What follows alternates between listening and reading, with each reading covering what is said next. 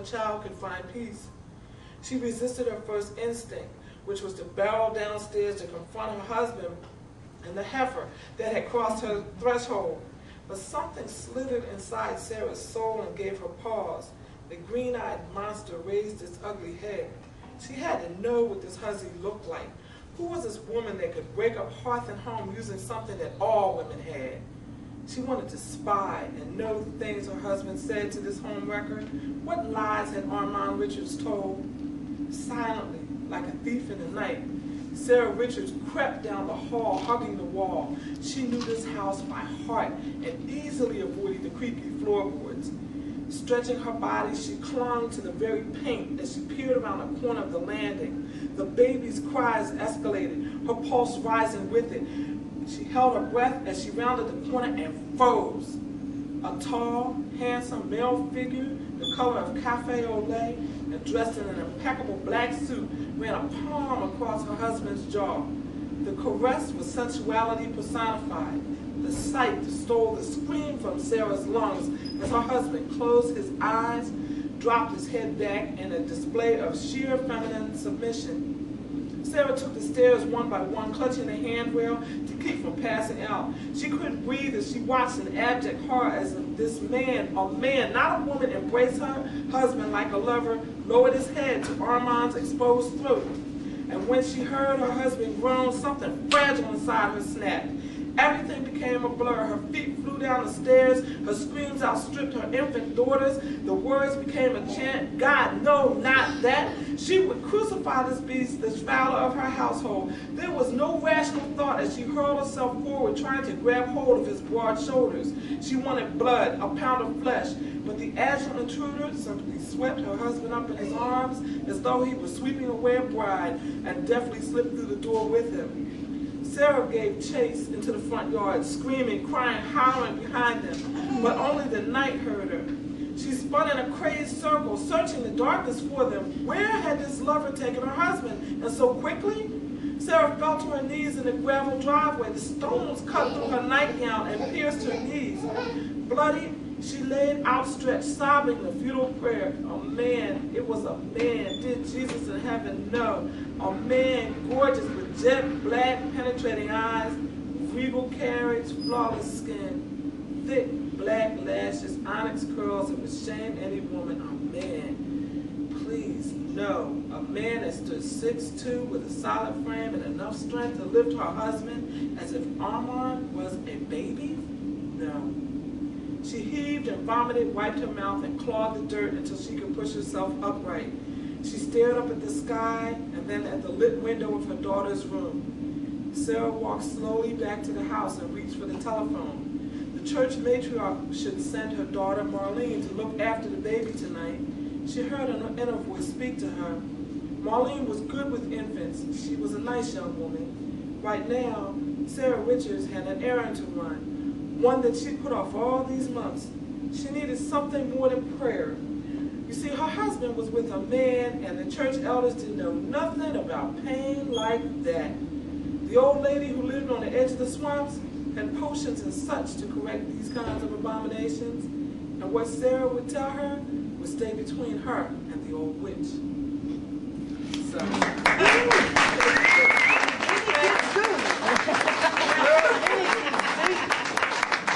Now, I just wanted to say, because I've gotten a lot of feedback from readings, this is not a slam on anybody gay. What this is showing how sometimes what you think you see is not what you see.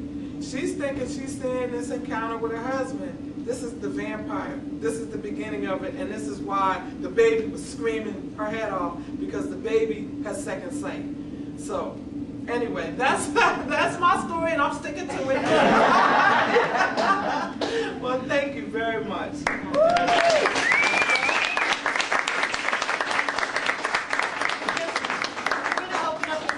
If you have any questions of Ms. Banks, feel free to just stand and ask your question. Sure. Yeah, I have one. You said with your books now becoming a movie option, how do you feel with your creativity now, especially now with Twilight and the cutesy tootsy vampire werewolf movies? How do you think your stories would compete? And how how would you, as the author and creator of all this, keep the producers from flipping the script? Let me tell you, that's a very good question. And as of September 30th, I would have been a very unhappy camper had they made that movie. They had it for 18 months. All right, that was the length of the film option. And if they had made the movie, I had no creative control whatsoever. You know, I had to sell the rights, the full rights, with me not being involved. Well, October 1st of this month, I got my rights back, and I learned a whole bunch. So now, the way we're structuring the deal for the next group that wants to now purchase the rights, I have to be consultant, I have to be on it, I have to be on the script writing team. Because I can't turn my baby over. I saw how it went, because they did. They changed, they made Big Mike, who was this like big, like Terry Crews kind of dude, into an Arab. They changed JL, who was an Asian dude, yeah, and made him a woman. I mean, they changed. It was so deep, y'all. I used to like sit there, you know, every time the phone would ring and say, I hope this isn't the movie deal. Now, I never thought I would ever chant against myself. But because it would have been, you know, it would have changed my life financially if they had made it. But I didn't want them to make it like that. I really didn't. I just couldn't. Yes, ma'am. I just want to know, what was their justification for making all those changes? Sales. They were like, oh, we have to make it more appealing. We have to cross it over, blah, blah, blah. You know, I mean, it's the same reason why on my covers, like my heroine, she starts off a very brown sister. But by the end, you know, you can't really recognize her. I mean, she changes skin tone about 5 times through these covers. She's going lighter and lighter and lighter. So it's a lot of drama. Yeah. Anybody else? Any thoughts? No? Ms. Banks will be here to sign books for you this evening. And, oh, we have one more. Oh, sure. Yes, I have. Yes, ma'am. First of all, that was really exciting and very unexpected. How do you come up with your ideas? Do you, is it stream of consciousness? Do you just write what comes through you? Or do you craft it very carefully, like with some type of outline? No, well, I think it's a combination because usually my characters come from a rant. Like I'll watch news and I'll see stuff and I'm like, that is just crazy. They put a baby in a dumpster, or you know, whatever it is that I see that really is outrageous.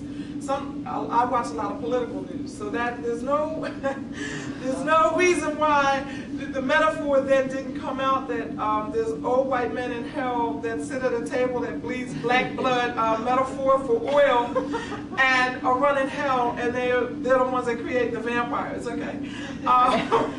Bottle straight off of Dick Cheney and crew. I mean, I'm being real. Because I was looking at Halliburton Corporation and how they were doing stuff, and I thought, ooh, that's the Vampire Council. Yeah. And so I start off, I mean, it can be something like that, and then I start to like shape it and bring it into like an outline. Sometimes there'll be something that happens in the world that is so outrageous that it sounds like science fiction, and it pulls into my work. For example, when there was the tsunami that was over in Indonesia that killed 100,000 people like in 4 minutes or something, they said that the earthquake that created when it shook the earth for that wave, that it made the earth stop turning for like a fraction of a second. And I'm like, something is so powerful that the earth stopped turning? Wow. Wait a minute. So that meant time stopped for a fraction of a second, and the poles were off. So you notice like all the dolphins and whales and everything were beaching themselves because true north is not true north anymore. And I was like, I got to use this, because that means if true north is no longer true north, and if time stopped for a fraction of a second, what does that do to astrology? I'm just saying. So, so it could start with a question. You see something that happens that's real and it's science fact, and and then you just take it another couple steps beyond to make it science fiction. And that's where the creativity comes in, but you have to get your science facts right. So I was on like Nat Geo and Discovery and going to, you know, like the earthquake websites that scientists go into. Like, I will call up people who have an expertise. I have a friend that's an engineer and another friend that does physics. And I'm like, okay, if I'm gonna dematerialize a human being and make them walk through a wall, and they're like, okay, Leslie, all right, what entity are we talking about now? You know, so, you know, but the thing about it is, people, that's what your readers want. People want to hear something that's plausible. So I don't just pull something out of the air for, you know, far-fetched. I mean, the characters might be crazy or whatever, but I want there to be a piece in there that makes you go, you know, that's wild, but that could happen. So, yeah. Extending on that, can you explain to me or us your writing process? Like, is there a room? Is there a space? Is there certain music you listen to? Like, when you go into that space where you're doing your writing, what's that process for you? Yeah, wow. Back in the day when I first started writing, I had 4 kids in the house, stair steps, working a day job, dog, and at the time I had a husband who was like very much, you know, blue collar, old fashioned, where's my food? You know, he was very basic. That was what, so seriously, you know. And I was brought up that old-fashioned way. It's like, you know, he got the big piece of chicken and all of that. So, you know, I'm serious. So my writing process took place after everybody else's needs got met in the house. So, you know, it's like, by 8:30, I had little people washed. Everybody got dipped in the bathtub, read stories, you know, made sure everybody's homework was done, you know, made them peanut butter and jelly sandwiches times 4 and bagged everything up, you know. And then, you know, by 8:30, 9 o'clock, they went to bed. So I had a window, say between 9 and about 12, 1 o'clock in the morning, where instead of watching TV, I went and sat down and wrote. Which meant that I could not be on the phone with my homegirls. I'm like, hey girl, what's up? I couldn't do that. I couldn't be watching the, you know, whatever my show was and whatever. And after, this is gonna sound terrible, but I'm gonna tell it. And after, you know, the late night news and the Letterman went on, I had to go to bed because I had to take care of my other baby. So, seriously, you know, at least 3 times a week anyway. So, you know, I'm being real. This is stuff, you upset that household rhythm, and, you know, for your writing, that's a problem. So, that was how, and then I would get up in the morning, 6 o'clock, and be on the grind. Now, and get some, you know, rest caught up on the weekends. Today, because I can write full time, I get up like I'm going to work.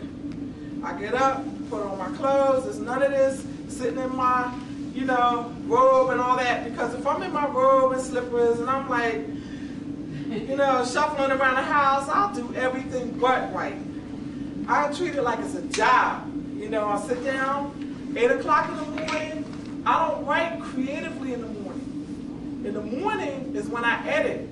When I'm up at 8 o'clock in the morning, I can see every flaw of everything that I thought sounded so good the night before. You know, I pull stuff out, I'm like, this sentence don't even make no kind of sense, bro. Just, I take the red pen, so I edit in the morning. I do email first thing, because I get a lot of email, but email from readers, folks, is your focus group.